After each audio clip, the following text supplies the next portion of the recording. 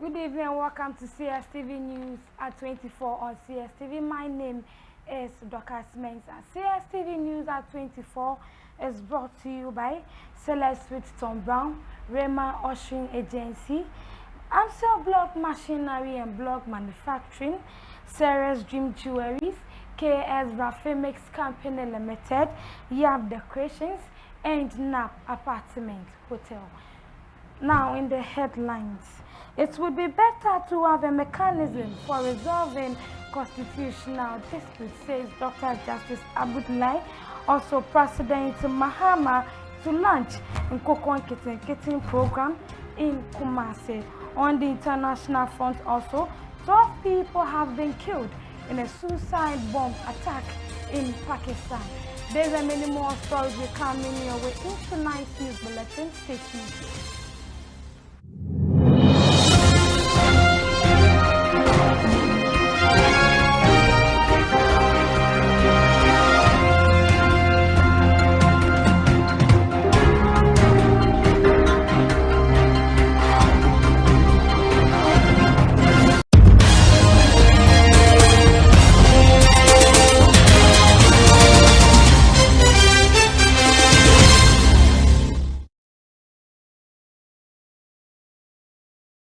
And this is Cstv News at 24 on Cstv. To our first story for today, Member of Parliament for Daboya Shaibu Mahama has accused the minority in Parliament of attending the vetting of the next Chief Justice with a predetermined agenda.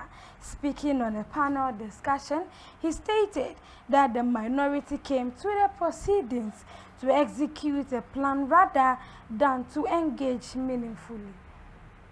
Appointments Committee is an extension of Parliament. Every rule that you'll expect from plenary is the same rules that are applied over there.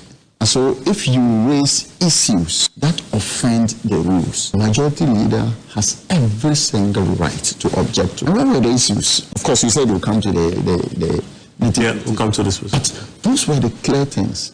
If you impugn the integrity of a committee, that is not subject matter of the vetting or the appointments committee, he has every right to reject that. So they did not come to the party. Came rather when you asked the question whether they had announced that they were not even coming for the vet, then suddenly they appear. A script, that script unfortunately they couldn't mark it.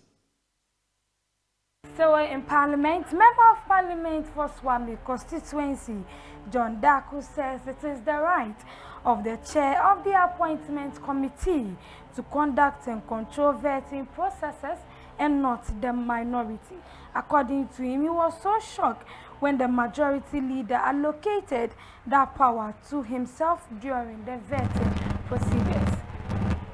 And virtually gave him the opportunity so that statement which would have taken at best 10 minutes to read took about 3 hours, because in his view he won't allow it. And I was surprised that all of you saw that, and you're not even criticizing him for that, because the chair of the appointment committee is the person who has the right to say that these words are good, these words are not good, I will allow this, I will not allow that. Not a member of the committee. But you don't say that it won't happen under my watch.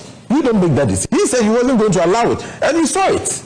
It took about 3 hours for a 15-minute statement to be read, because in his view, he is a majority leader. So they can do anything they want. And I was surprised. So going through that, really, what was the need to continue to stay? Private legal practitioner Dr. Justice Abdullahi, whilst discussing the challenges of judicial processes, has suggested that it would be better to have a mechanism for resolving constitutional disputes.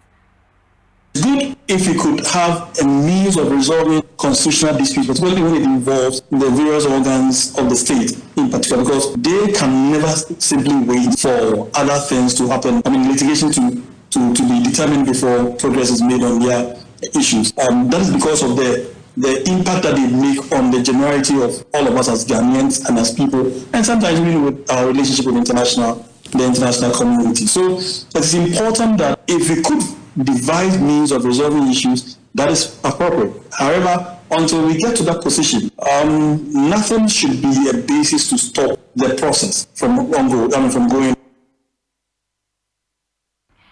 And now away from Parliament House, the Challenge Foundation has launched a nationwide petition urging the government of Ghana to enforce existing accessibility laws and ensure that persons with disabilities can fully access education and public services.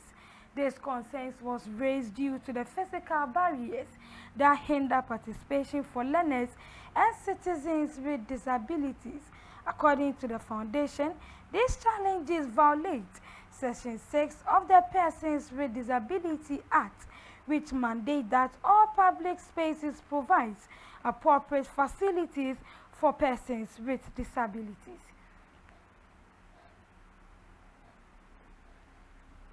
Minister for Youth Development and Empowerment, George Opari Edu, has disclosed that public sector national service personnel mostly wait to 10 years to secure jobs, while private sector counterparts typically find jobs within 3 years. Speaking in an interview, he stressed the need to understand why the private sector succeeds where the public sector struggles. Increasing. And you see, I never question when in go through national service. The average person or go through national service through government agencies, it takes them a minimum of about 10 years as when you're national service with governments. No. We've also realized that through the data, no, go through national service, call private sector, maximum 3 years no. So we must now begin to understand what the private sector is doing. Public service in the end year. And so we are coming out with a new program called the GRICS program between national service and Hawaii. Yeah, the private sector leading. So we send more service personnel into the private sector. Because the maximum because of the kind of trainings they go through. So we are bringing a lot of reforms. And because it's early days yet. Now let's move on to the Afro region. 2 people have died and 6 others sustained injuries in a road accident which involves a Toyota race registration number AX6403-25 along the Techiman Road in the Ahafo region. The deceased bodies have been handed over to the police, while 6 survivors were rescued and taken to the Bechem Government Hospital by the National Ambulance Service for treatment. However, the cause of the incident is yet to be determined and the vehicle was severely damaged. On the sad note, we're going for a commercial break. Stay tuned.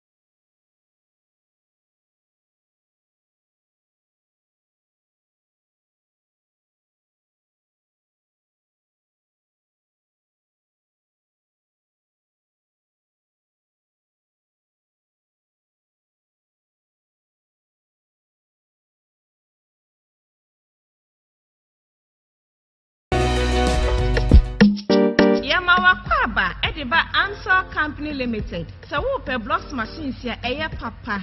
Na ne bonso esan eda formo dia. Enye na enwani Answer Company Limited. Yewo conveyor blocks machines, hydraulic blocks machines, pallets, any blocks machines in one accessories nyina. Na afei so blocks machines ahodro a wo pani nyina bi nso ewo ho. Hwehwe ye kira kwan eneya. Ye was Spinters Road 18 Junction. Ye ni KFC dan no na edi nhwe animu. Freye ewo 05240 and I say 0540725850. Amstel blocks machines papa pa efie.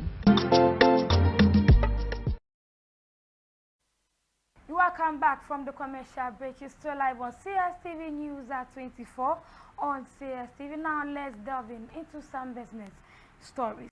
The government has announced that the Nkukwan Keten program will officially be launched on Wednesday, November 12, 2025, after months of engagement with poultry industry stakeholders.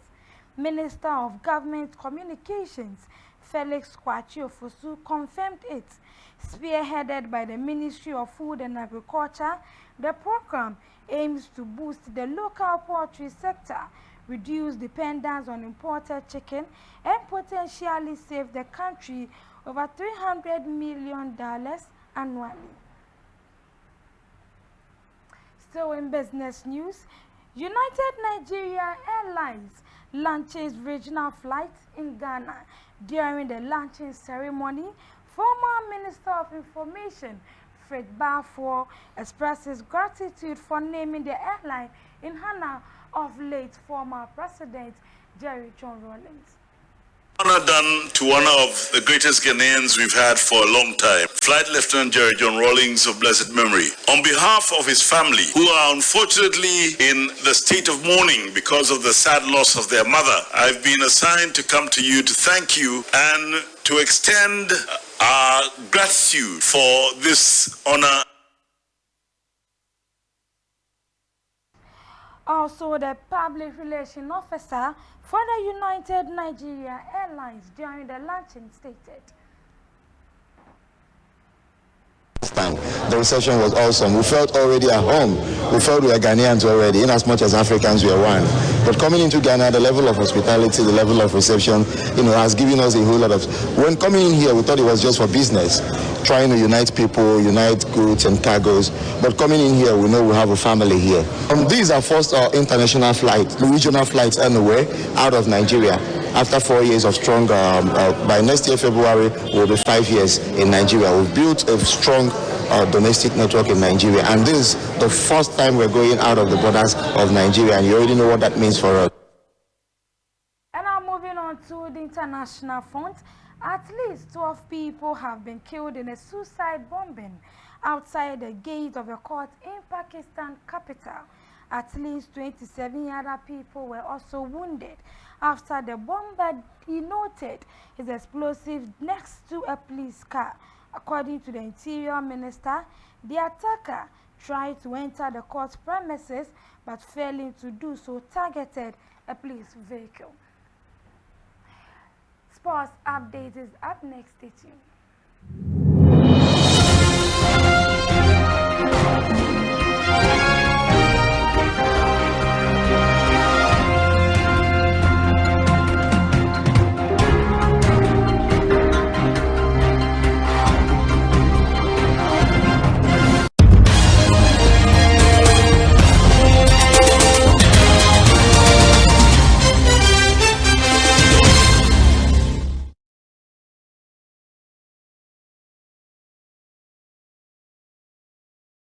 Premier League clubs have inquired about a return to England for Ivan Toney.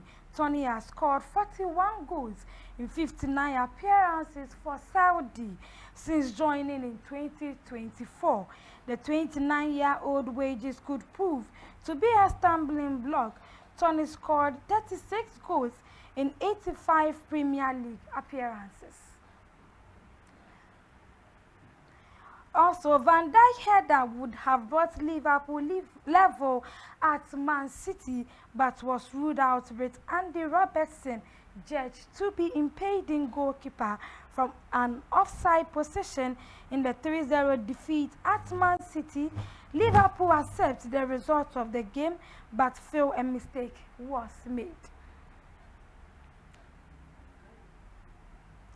Former Hasselhoff management member Aziz Futa has urged the club leadership to back head coach Didi Dramani with a long-term project spanning at least 6 years.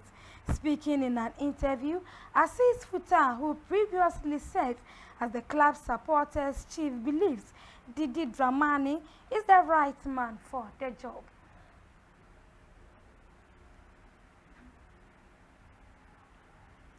We're going for a quick commercial break. We'll be right back.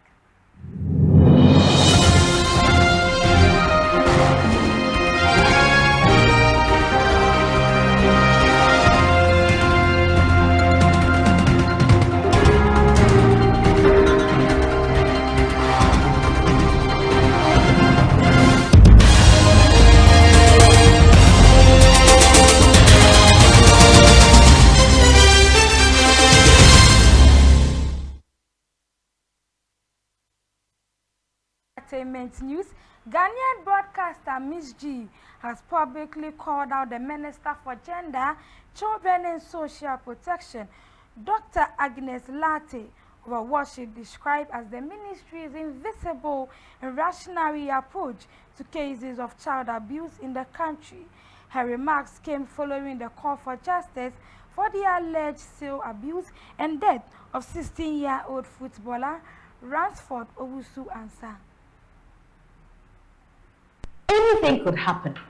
And so I am particularly concerned about how this issue of justice for Ransford is going and how the state is treating it. I've seen a lot of people lend their voice to it, a lot of people speaking about it, tweeting about it, and it is quite satisfying to know that we as a people are not happy about what is going on with our children. However, I am looking to see what the institutions that are rightly placed to take charge of this issue will do. We've seen and I've heard of, okay, the Ghana police has invited him. This is an issue of national concern. We would be happy if we're getting constant updates on what is happening so that people do not take the law into their own hands, because people are enraged. I can only imagine what a group of people who would chance on this so-called coach would do if nothing is done about it, because people are angry. And rightly so, because this is a child being defiled. I just read also about Cape Coast, 7-year-old child defiled by a 26-year-old or something-year-old. Like, these are children being molested, harassed, abused. So people are enraged because they have children. You're waiting to see what would happen. So we will be glad if we are getting constant updates. I am surprised that we are now. And this is where we end today's news bulletin on CSTV. But before we go, a recap of the top stories. It would be better to have a mechanism for resolving constitutional disputes, says Dr. Justice Abdullahi. Also, President Mahama to launch the Nkukon Kitten program in Kumasi. On the international front also, 12 people have been killed in a suicide bombing in Pakistan. And this is where we draw curtains for today's news bulletin on CSTV.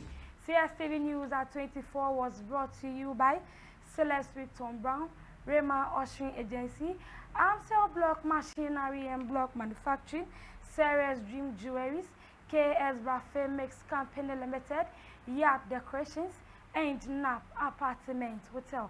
My name is Dr. Semensa. Good evening.